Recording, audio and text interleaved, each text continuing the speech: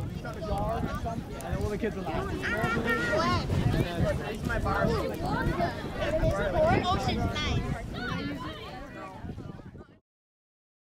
My name is Nils Blatz. I'm an Episcopal priest.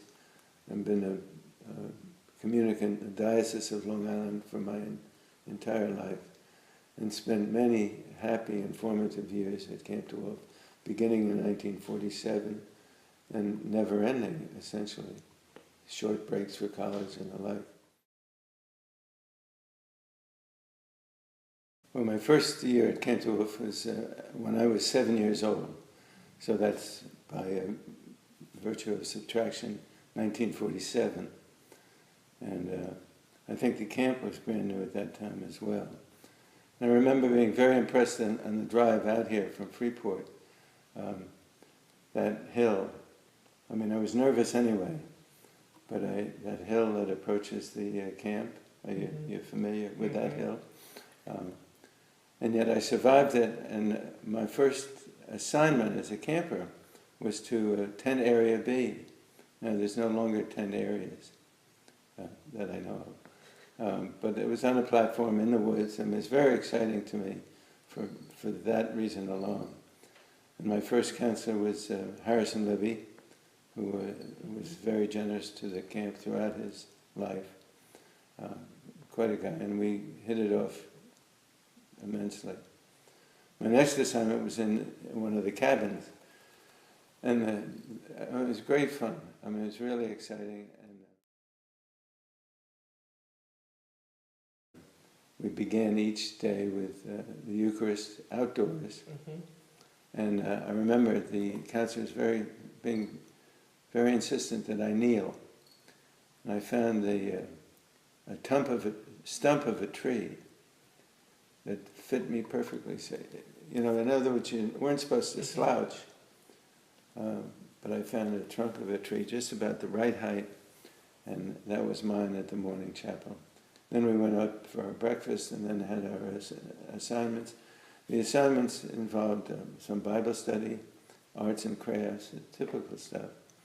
And once again, I was really impressed by the clergy who met with us in Bible study in civilian clothes and you know, just all around good guys. I think my calling to be a priest was sounding very firm even at that date, although I didn't think of myself as, you know, religious. I remember the dining hall, which is the present rec hall, and having to write a letter home once a week to tell our parents what a wonderful experience we were having. And you couldn't get into dinner unless you had the letter, and my letter usually was Dear Mom and Dad. I had to write this letter in order to get into dinner. And the typical camp events, the games we played, I was deeply impressed by the clergy because they were unsuspected by me. Really wonderful people and a lot of fun, and not, you know, so austere as I thought. What other memories? I got into trouble. I was a wise guy once, and I am impressed to this day at the way the camp handled me in the midst of what I thought of as my great sin. They were wonderful and were honest with me, very candid. I made a ton of lanyards. The poet, what do you call it? The poet laureate of the United States recently wrote a poem about lanyards, a gift from him to his mother. And I felt the same way. I made diamond-shaped lanyards and squared-off lanyards, and what else? All our swimming was down in the Sound. We trekked down that cliff into the water of the Sound and had races. It was a much more plain waterfront than today, but one I enjoyed immensely. Did I enjoy everything immensely? Actually, I think I did. Was on the work crew. Okay. You tell me a little bit about the work crew, what you did? Well, for the whole summer, there must have been the summer of maybe 1955. Peeled a lot of potato. You know, we thought of ourselves as big shots because we were just a cut above campers. Peeled potato, set the tables, cleaned the tables. I got paid for the whole summer of 1955, from beginning to end, 8-10 weeks, $75. And I remember going off to school and I went to a boarding school at that point. And my $75 bought 3 textbooks, I think. I mean, I blew it in one event.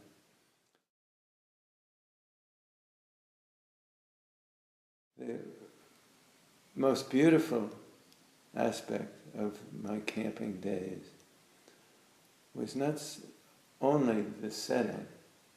You know, look on the sound over here right now. Not so much on this setting as the evensong. I mean, that was just gorgeous.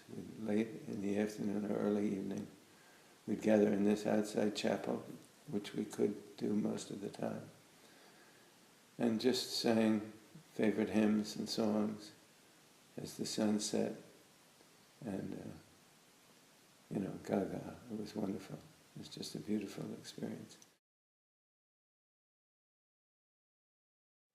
Oh, well, I really loved my experience. It was very much grew out of my unique experience as a camper and as a work crew, that I wanted to support the camp as best I could with limited talent and limited finances. But I'd come out on work weekends and would help recruit people from Brooklyn when I was there. And we were watching a movie one night, and I think it was Marx Brothers or something like that. They hung up a sheet, so the picture would kind of bubble in and out. So it wasn't the best of circumstances, but I put my arm around a girl for the first time in my life in the rec hall of Camp DeWolfe. There ought to be a plaque there. So that, but I'm kind of making light of it, but I was really impressed with the fact that it was a co-ed camp was very important to me, because I could relate to girls and not as foreign, strange creatures, which they are, but as, you know, compatriots and friends.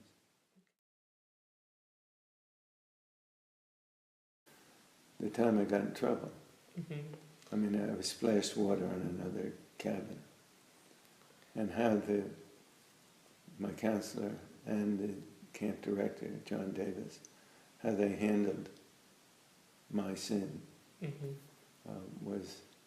had a tremendous impact. I mean, I was embraced and forgiven. I mean, it wasn't that big a deal, but it was to me. Right. Really weighed very heavily. I think I was on the work crew. We were in this chapel. Yes, it must have been. And we were all sitting, standing, kneeling back there, and the priest was celebrating the Eucharist. And darn it, if 6 or 8 submarines surfaced right out there. And we were all aghast, you know. Are we at war? What's going on? And of course the priest had none of this, had no idea why he had so captured the imagination of the congregation. We were like, you know, and he was assuming it was his sermon or whatever. Well, I guess I'd have to say the quiet undercurrent of religious faith, mixed in with all the eating, playing, swimming, mixed with all the joys of a young person's life. I think that was at the quiet, steady undercurrent of religious faith, which didn't embarrass me. I really think I hungered for it without realizing it, and that did the trick. I would say what in those days was called a postulant, who was planning to think about maybe, if all is right, being accepted as a potential priest. And we had to meet with Bishop DeWolfe, and we were on the porch of Benson House, and it was one by one. I went in, and I said to him, we talked about vocation and what it meant to be called, and I said that I'm from the Church of the Transfiguration in Freeport, and we don't genuflect. I had the audacity to tell him that. And he said, you know, when you find out more deeply what the Eucharist is all about, it will come naturally to you, Bishop DeWolfe said to me. And he was right, first of all. And but he scared the hell out of me.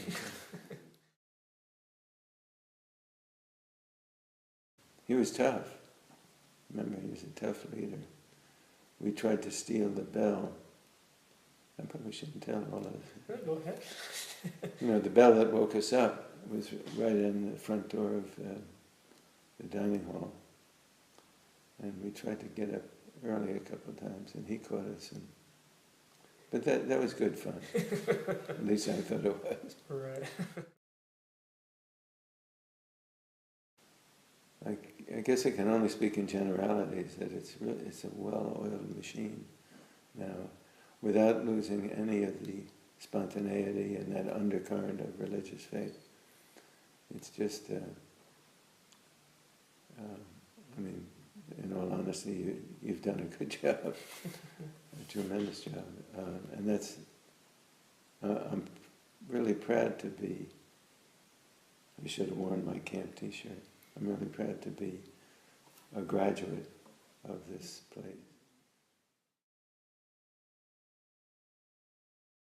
I mean, just that it continue being what it is.